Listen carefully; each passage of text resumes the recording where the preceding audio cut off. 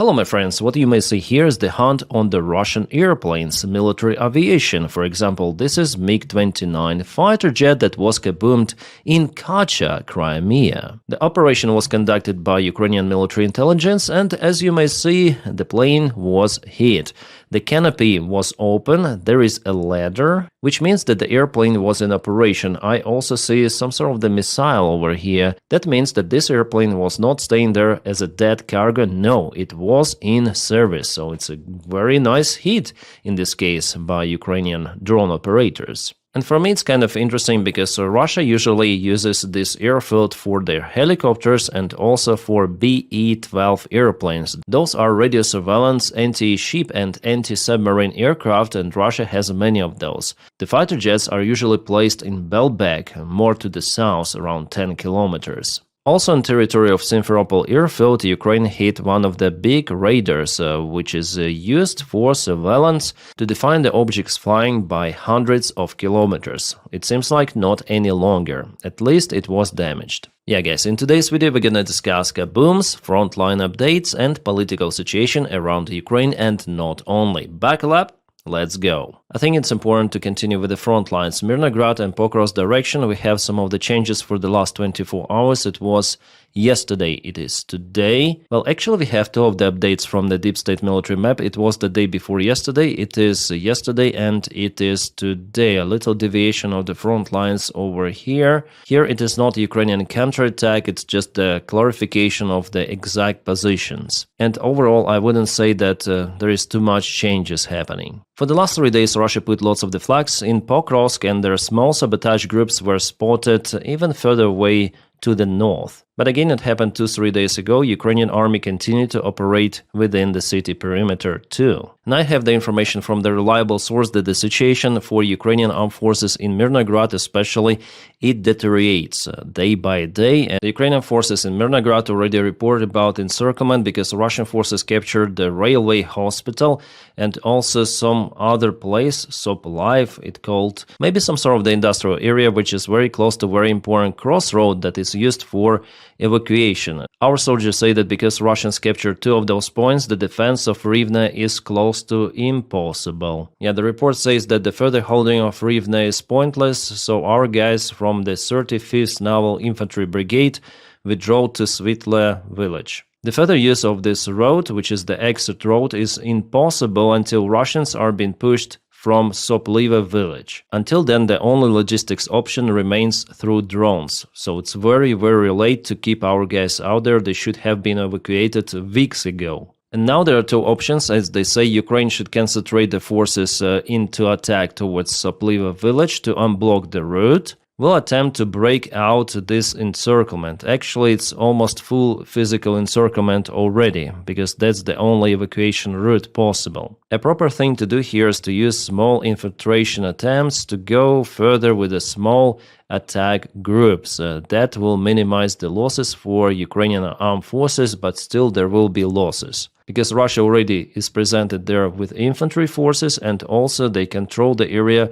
with their drones and artillery. Sometimes they also use aviation gliding bombs, including Mirnograd itself. Guys, I'm not reading it out from the Russian channels. Those are Ukrainian analytics, and they share what our soldiers are definitely saying, like actual situation on the front lines. They also write that through the increasingly widespread culture of lying in the Ukrainian armed forces, and definitely with Syrsky it's like that, the Ukrainian units surrounded in Mirnograd began sending the information packages to journalists and analytics groups 3 days ago. That's why we have this information.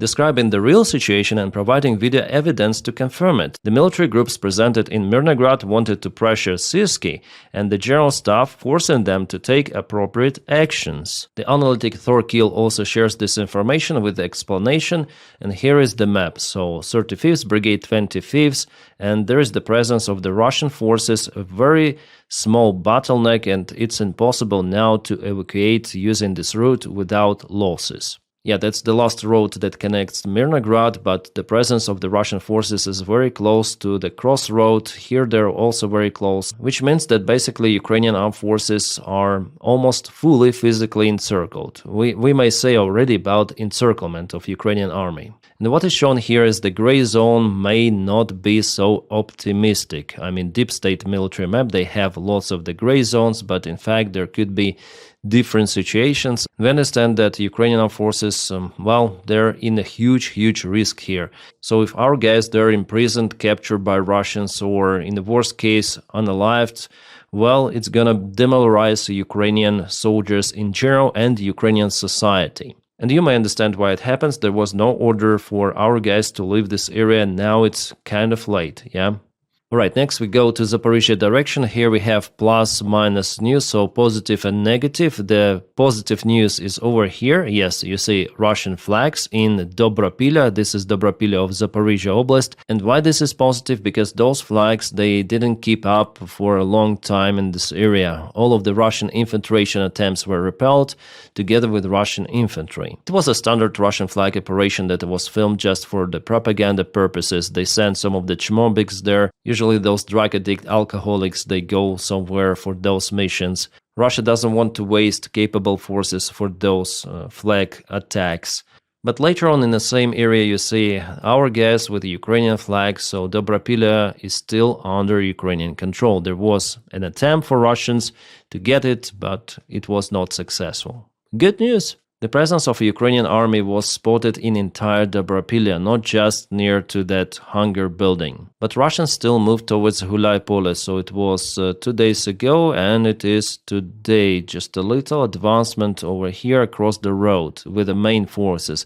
But the fight in the settlement is not happening yet. Russians continue to use aviation gliding bombs, but Ukraine tries to target Russian positions with the help of the drones. There was the presence of the small Russian group very close to Hulaypole, but Ukrainian drones dealt with that, as you may see. One more update we have from the deep state military map, and it is happening in the Kharkiv region. There Russia also propelled a little forward, I would say not just a little, but they crossed the river of Vovcha in Vovchansk. So it was yesterday, it is today. The Russian armed forces are already presented in the southern part of Vovchansk, and this town is important for defense actually. And before, I guess in 2023, Ukraine was capable to counterattack, pushing Russians away across Vovcha river, and it was status quo there for extensive period of time, for more than a year. But recently Russians intensified attacks, probably they sent more reinforcements. As for the front lines updates, mainly that's it for today. And let's continue with Kaboom news. This is Nevinomysk, Staropolsky Krai. This is the Russian MiG-29 fighter jet. Today I already spoke about this kind of the airplane at the very beginning of the video, but nevertheless it was not the target. The main goal for Ukraine was to hit the factory for Russian fertilizers, Azot factory it's called. It is located in industrial park. This factory is also used to produce components for the Russian shells. Those components are added to powder to make it burn faster and with more force. And the plane is not flying, it is there as a monument. Нихуя не видно, но там прям дымочек нормальный. Oryol Oblast, this is the thermal power plant that was kaputted the last night. Yeah, something really happened there. Well, I wouldn't say that there were lots of the kabooms the last night, but sometimes we just do not obtain enough video and audio information from the eyewitnesses, because Ukraine also hits Russian military infrastructure, and in most of the cases, Russian bases are a little further away from villages and cities. And now about politics. Putin, as you see with his Botox smile, is visiting India. Modi met him right from the airplane, and Putin even gave a short interview to Indian press. And guess what he was telling about? Let's check it out. The first capital, according to history, was in Novgorod in the northwest.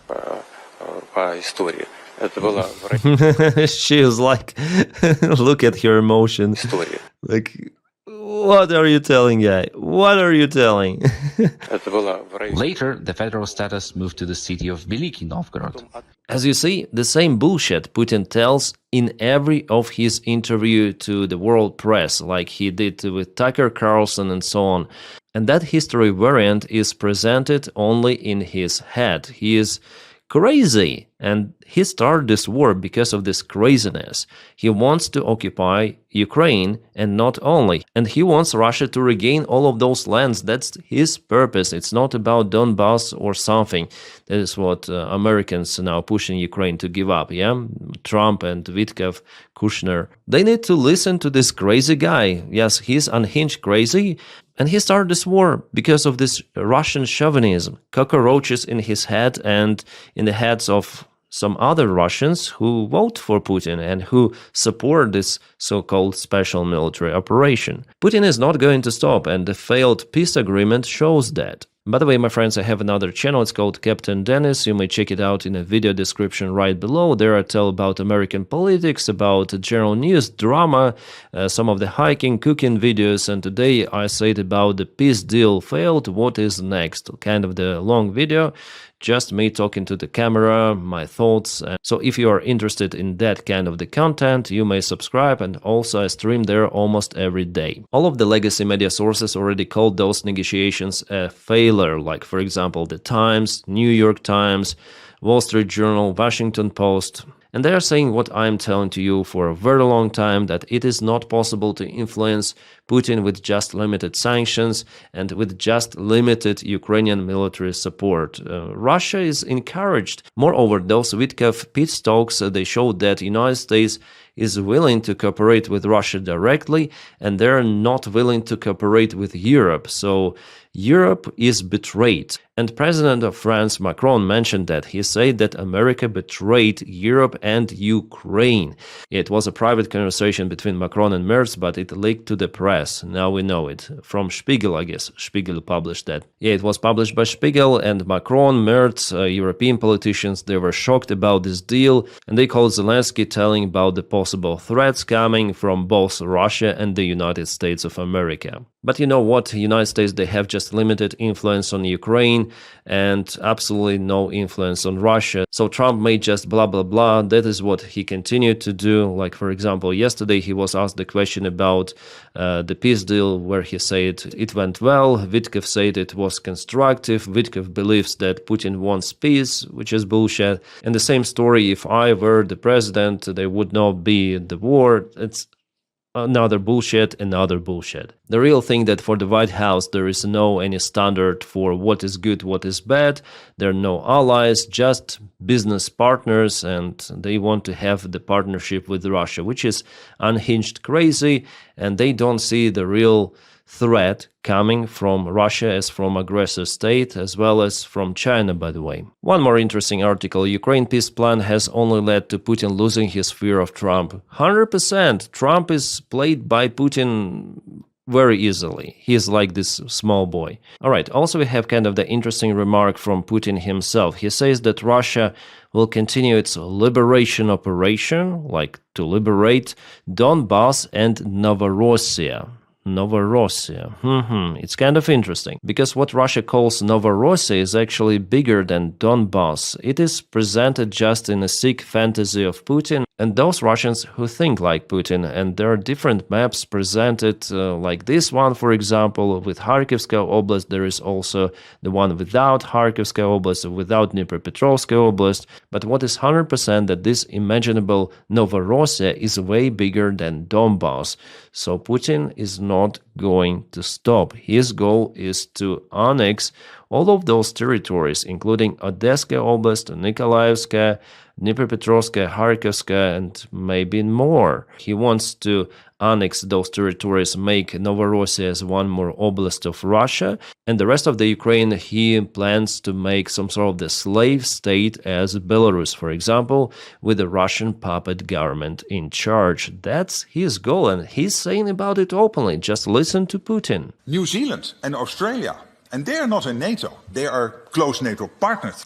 So New Zealand and Australia, they joined this Pearl program to purchase American weapons for Ukraine. This is awesome. At the same time, there was the news that Italy will not take part in Pearl, but Italy has direct military support for Ukraine, and Italy was never the part of Pearl program. But it doesn't mean that Italy will stop supporting Ukraine, no. And also there is the probability for Greece to join into the Pearl program for Ukraine, which is also nice. And again, this prick, the Belgian Prime Minister, he wants to keep Russian frozen assets because Belgium earns from that. Before he said that confiscating the Russian assets may harm the peace deal, now he says that Russia will not lose and called the claims of the Russians' defeat a fairy tale and total illusion. Reminds me Orban. He warned that Russian assets must be returned post-war and said Moscow threatened Belgium with eternal retaliation. If confiscated, I wonder whom they afraid of. Maybe Medvedev? Because it is Dmitry Medvedev once again who wrote this stuff. If the crazy European Union does still frozen Russian assets for a reparations loan, we may view it as a casus belli with all of the relevant implications for Brussels and company. Then these funds may have to be returned not in a core but as real reparations paid in kind by Russia's fallen foes. That's the diagnosis already, but it definitely shows that Russia afraid for its funds. And guys, it's not just about this Belgian Prime Minister, it's about European Union in general and all of those officials, politicians, bureaucrats who don't give a fuck about what is happening in Ukraine really. With this partial military support of Ukraine and how they're afraid to escalate, they're bringing this war closer to European Union itself and in NATO. Unfortunately, there is pretty much high chance for it to happen pretty much soon.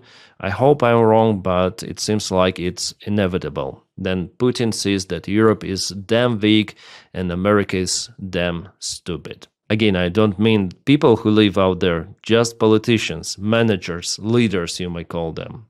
Yeah, they are out of reality.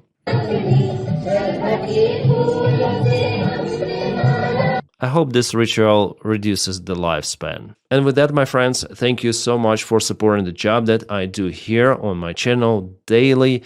Without your support, it wouldn't be possible. So if you want to support the job, please join me on Patreon. The link for it right in the video description below. Or on membership, you may press the join button somewhere over here.